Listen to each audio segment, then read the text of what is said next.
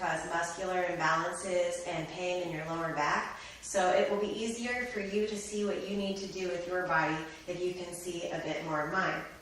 So first, a lot of people in life try to roll their shoulders back, which is a good idea. But when they do it, they wind up sticking out their chest a little bit and often curving their lower back out, making a C curve in the back of their body. This can lead to a lot of lower back pain. You're kind of putting it in a strained position and not stacking your spine. In order to do most things in life effectively, stacking your spine is going to make it easier because you have more support and you're engaging your core, which protects your lower back.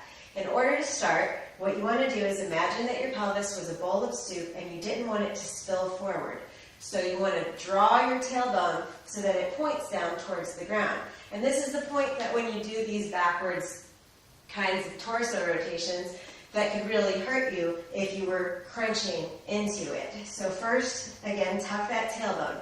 Then rise up from your mid-waist. Roll your shoulders up, back, and down. But instead of popping those ribs forward, maybe suck the bottom 3 ribs in, even as you're lifting out through your heart. Having this flat back formation is going to save you a lot of trouble. Now the other thing is that you're going to want to do the stretches and the motion itself in both directions. And I know your derp side or your other side is not necessarily the easiest to learn the matrix on.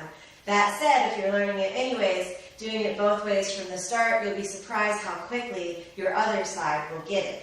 And once it has it, your dominant side will be way more clean than if you hadn't taught both directions. Starting your feet in a wide stance, you want to turn your left toes out while your right toes are facing forward and bend over so far that you can put your left forearm on your left thigh.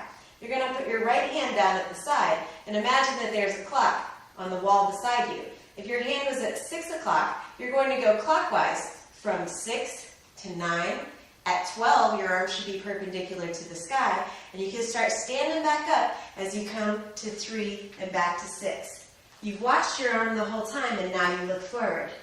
Then, you're going to turn your right toes out and lean into your right leg, for now placing your right forearm on your leg, and put your left hand down by your left hip. Imagining a clock from this perspective, you're going to go clockwise again, but you'll have to go back to 9, up to 12 where you're perpendicular to the sky, forward to 3, and back to 6. Looking forward, turning out, lean to the side and go from 6 forward this time, clockwise, 9, 12, 3, 6. Stand up, look forward, switch the foot position. Your left hand is at 6. You're going clockwise but backwards this time, 9, 12, 3, 6. Stand up and look forward. The direction of your head in the matrix is going to be what messes you up a lot of the time. So you want to make sure to watch the arm that does the rotation, and as you're doing the neck wrap that I'll show you, you have to be looking forward both in the front and the back. Now in the opposite direction, you're going to start with your right toes facing the right and your left toes forward, again bending into your right arm, but this time your left arm is going to go counterclockwise, so it goes from front to back, 3, 12, 9, 6. Stand up, look forward, turn your left toes out, lean into your left thigh, put your right hand with the flexed wrist down by your hip, and going counterclockwise back this time. 3, 12, 9, 6. Stand back up, look forward, lean over. You're going front to back. 3, 12, 9, 6. Look forward, turn the toes out, and you're going to go this time back to front. 3, 12, 9, 6. This is the hand path that you're going to be using for the matrix, so the next step is going to be learning your shoulder propellers from front to back and back to front.